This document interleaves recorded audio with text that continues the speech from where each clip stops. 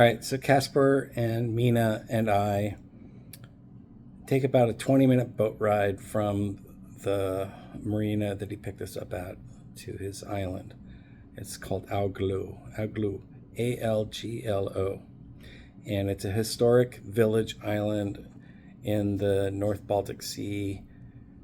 And it was a relatively big island. All the islands around there had, at least the bigger ones, had the privilege of being named, and the names were painted in white on a forward-facing rock, a granite rock or whatever. So there's very little tidal influence in the Baltic Sea. Just FYI, it's negligible. It's inches, and a lot of this has to do with the constraining opening near Denmark and Sweden, where it's like, I don't know, a tiny opening. So Baltic Sea doesn't get a lot of tidal influence, especially in the deeper parts, like upper North Baltic Sea near Finland and Sweden. So the result of this is that it looks like a lake. It's very, like you don't see tidal influence on the rocks and the sides of the islands. So you're traveling through this path, and I'm actually trying to memorize it because Mina had told me that I might need to remember it because we were gonna maybe paddle back to the marina just for fun, get a drink or something like that, and it would have been like a, I don't know, 5 mile paddle. So I was like trying to memorize islands and pathways and stuff, and so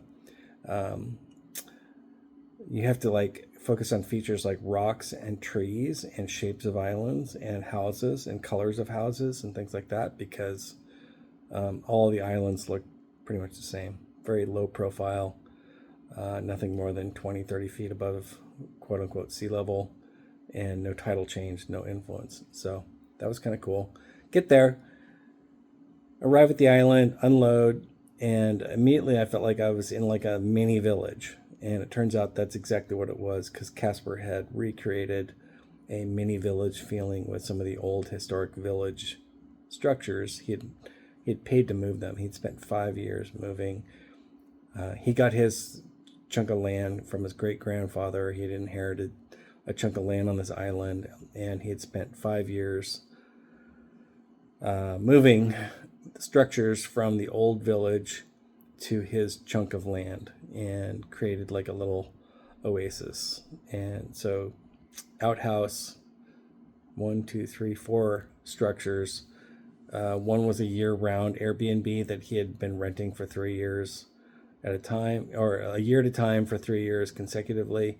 Another was like a regular Airbnb with a sauna in it that he would rent for chunks of time, like weekends, days, whatever. And I was not in that one. One was like a storage unit that had like kayaks, stand-up paddle boards, equipment, things like that in it. And then the fourth was the main house where Casper lived. And he has been started out maybe 6 months out of the year when he started building his little oasis. And it sounds like now he's up to 11.5 months out of the year that he spends out there. So anyway, his house was where I had rented a room, and Mina had been told that she was going to maybe be able to share my room with me, which is a whole nother part of the story, because she was joking the day before, like, "Hi, nice to meet you. Sounds like we might share a room. My husband's okay with it. Can't wait to meet you." So that was like the vibe, and it wasn't romantic, intimate, or sexual in any nature. However, it was a clue to the fact that you can connect with these people pretty quickly. And it turns out we didn't actually share a room. She had a room next door, and it was a wonderful little place for her. In many ways, I liked it better than my room. My room was really big with a big bed in it, and then a bunch of open space. Hers faced the west, and she could see the sunset, which was amazing. So we were upstairs in this single flat that Casper ran. It was his headquarters for his life, and I'll get into that in a minute.